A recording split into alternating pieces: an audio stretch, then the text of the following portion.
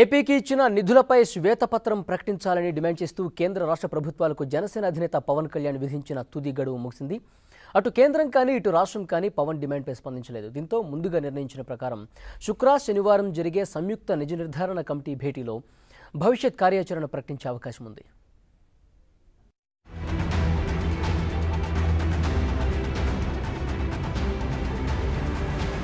కేంద్రం నుంచి ఏపీకొచ్చిన నిధులపై నిజానిజాలు నిగ్గు తేల్చేందుకు జనసేనాని Pawan Kalyan joint fact finding committee ఏర్పాటు చేశారు. లోక్సత్తా నేత జయప్రకాష్ నారాయణ్, మాజీ ఎంపీ ఉండవల్లి అరుణ్కుమార్ నేతృత్వంలో ఏర్పాటైన జేఎఫ్సీ కేంద్ర రాష్ట్ర ప్రభుత్వాల నుంచి నిధుల వివరాలు కోరింది. ఇందుకు ఈ నెల 15వ తేదీ గడువు విధించింది. అయినా కేంద్ర రాష్ట్ర ప్రభుత్వాలు స్పందించకపోవడంతో భవిష్యత్ కార్యాచరణపై పవన్ కళ్యాణ్ దృష్టి పెట్టారు. శుక్రవారం జాయింట్ ఫ్యాక్ట్ ఫైండింగ్ కమిటీ కీలక సమావేశం జరగనుంది. పవన్ అధ్యక్షతన జరిగే ఈ భేటీలో కమిటీ సభ్యులు జయప్రకాష్ నారాయణ్, మాజీ ఎంపీ ఉండవల్లి అరుణ్కుమార్తో పాటు కాంగ్రెస్, వామపక్ష నేతలు హాజరు కానున్నారు.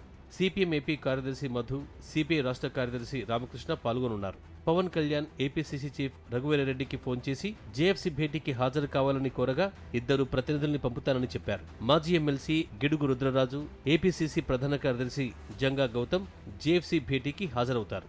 ఈ సమావేశంలో భవిష్యత్తు కార్యాచరణ రూపొందించే అవకాశం ఉందని భావిస్తున్నారు.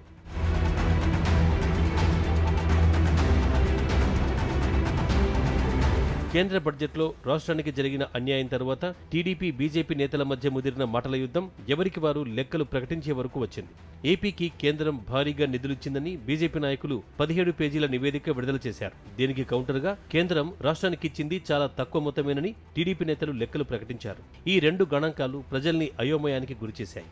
దీంతో స్పష్టత కోసం కేంద్ర రాష్ట్ర ప్రభుత్వాల్ని శ్వేతపత్రం కోసం డిమాండ్ చేసిన ఫలితం లేకపోవడంతో జేఎఫ్సీలో చర్చించి భవిష్యత్తు కార్యాచరణ ప్రకటించాలని పవన్ కళ్యాణ్ నిర్ణయించారు.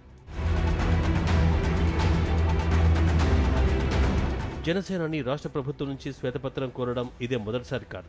ఇందుకు ముందు పోలవరం ప్రాజెక్టుకి ఇచ్చిన నిధులపై టీడీపీ, బీజేపీ నేతల మధ్య మాటల యుద్ధం జరిగిన నేపథ్యంలో వైట్ పేపర్ ప్రకటించాలన్న పవన్ డిమాండ్ను చంద్రబాబు ప్రభుత్వం పట్టించుకోలేదు.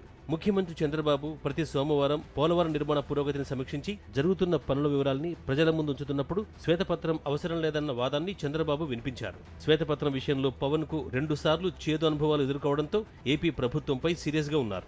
దీంతో శుక్రవారం జరిగే సంయుక్త నిజ నిర్ధారణ కమిటీ భేటీ కీలకం కాబోతోంది.